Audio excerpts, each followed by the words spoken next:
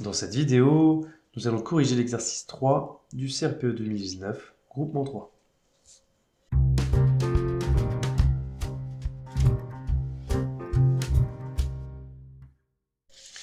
Alors l'exercice 3, c'est parti.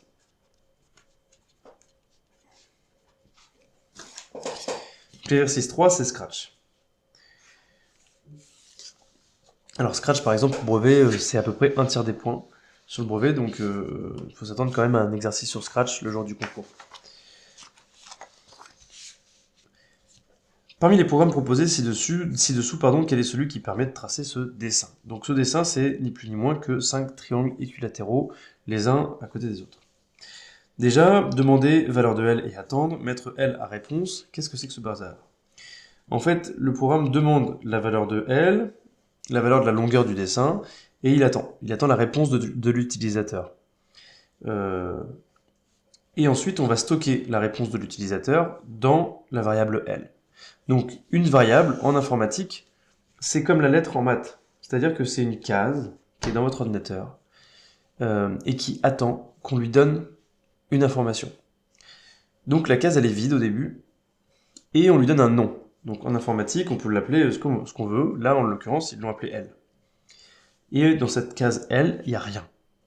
Ce qu'on va dire, c'est à l'utilisateur, donne-moi une valeur que je vais stocker au début dans la variable réponse. Et une fois que j'ai cette valeur dans la variable réponse, je la déplace dans la variable L. D'accord? Mais pour qu'on soit clair, il n'y a pas de lien entre ici ce qu'on écrit et ici le nom de la variable. D'accord? On pourrait dire donne-moi une valeur et attendre. Et ensuite, on stockerait ce qu'il y aurait dans réponse, dans la réponse de l'utilisateur, dans la variable L. D'accord? Donc une variable, ça change. Si l'utilisateur, par exemple, il dit 46, il marque 46 sur son clavier, eh bien, dans la variable L, il va y avoir marqué 46.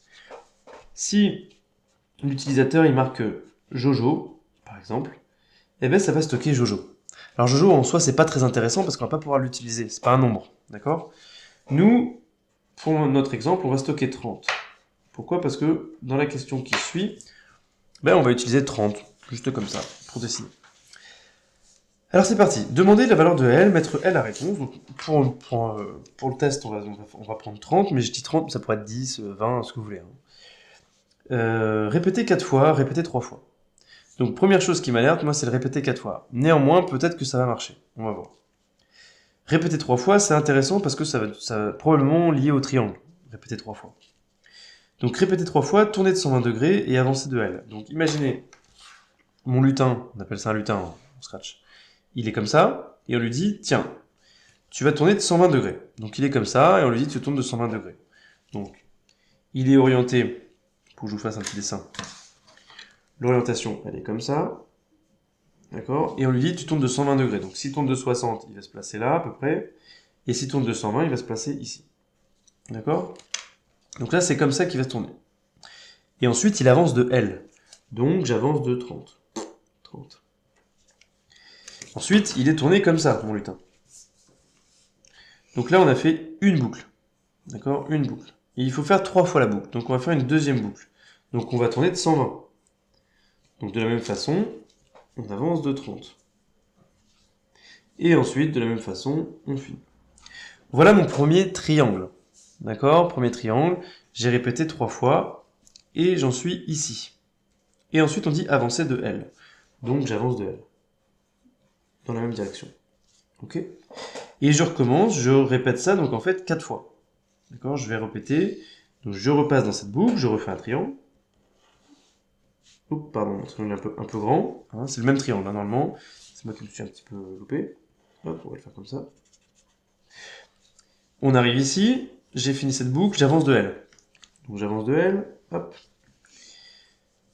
Donc j'ai fait 2 fois. Je repasse dans cette boucle, donc je refais mon triangle.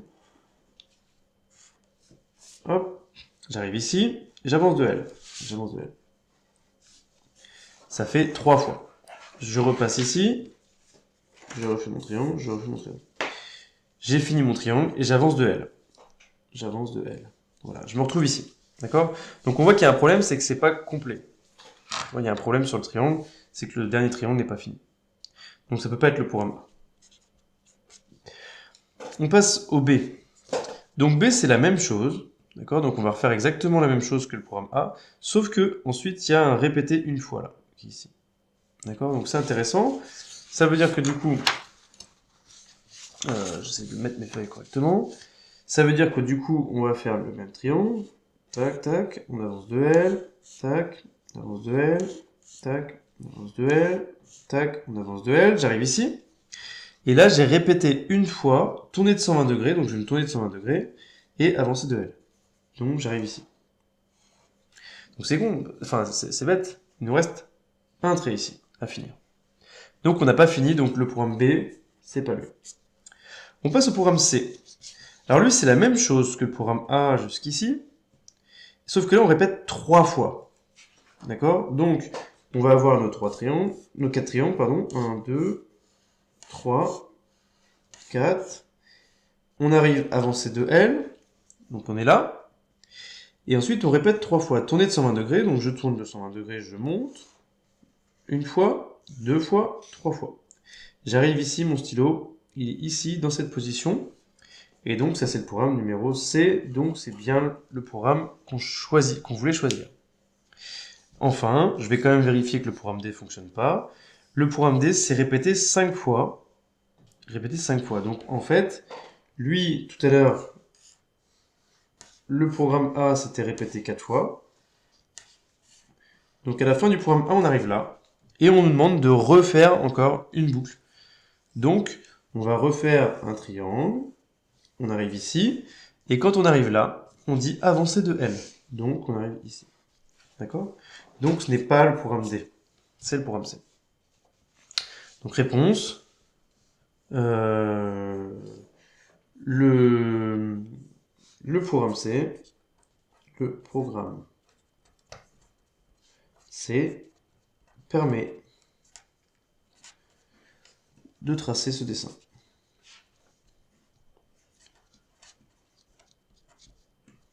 Alors, ce qui est bien évident sur une stratégie de concours, c'est que puisqu'on vous demande aucune justification, si vous ne savez pas, il faut quand même répondre. D'accord? Ça veut dire qu'en fait, vous faites au petit bonheur la chance. C'est évident qu'il faut répondre quand on vous demande aucune justification n'est attendue. Parce qu'au pire, vous prenez pas de points, et au mieux, vous prenez des points. Donc, dans ces programmes, l'angle de rotation est de 120. Alors, bien évidemment, ça, vous ne le faites pas. Hein. Ça, c'est brouillon. Ok, c'est pas demandé. Il n'y a pas de justification de demander, donc n'allez pas le faire. Ce serait dommage parce que je suis en train de lire que c'est la prochaine question. Dans ces programmes, l'angle de rotation est de 120 degrés. Expliquez pourquoi. Donc, dans ces programmes, l'angle de 120 degrés, pourquoi on a mis 120 degrés? Pas simple à expliquer. Comment on va pouvoir mettre ça?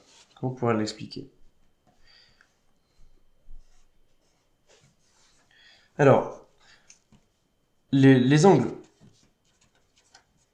d'un triangle équilatéral,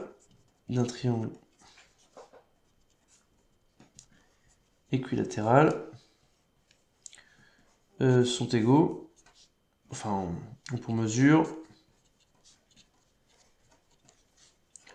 60 degrés. Donc déjà, ça c'est important de le préciser, les angles d'un triangle équilatéral, c'est 60 degrés. D'accord? Donc, moi je dirais qu'on peut faire un dessin.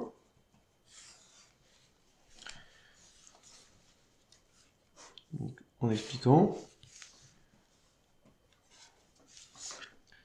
Ici, ça fait 60 degrés.